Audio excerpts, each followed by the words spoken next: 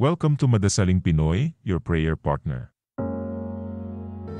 Ngayon po ay Sabado kasunod ng pagpapakita ng Panginoon. Ang mabuting balita ng Panginoon ayon kay San Juan. Noong panahong iyon, si Jesus at ang kanyang mga alagad ay nagpunta sa lupain ng Judea. Nanatili siya roon ng kaunting panahon kasama nila at nagbinyag.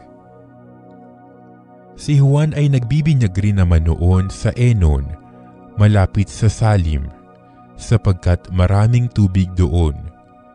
Pumupunta sa kanya mga tao at nagpapabinyag. Hindi pa nakabilanggo noon si Juan.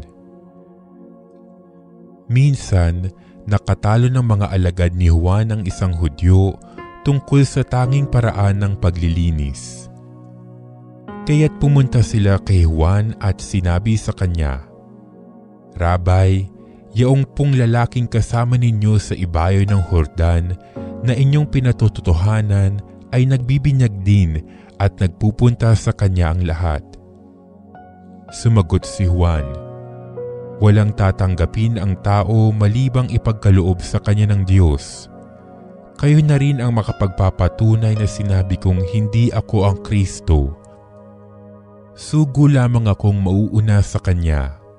Ang babaeng ikakasal ay para sa lalaking ikakasal. Ang abay na naghihintay sa pagdating ng lalaking ikakasal ay lubos na nagagalak pagkarinig sa tinig nito. Gayon din naman, lubos na ang kagalakan ko ngayon. Kinakailangan siya ay maging dakila at ako na may mababa." Ang mabuting balita ng Panginoon.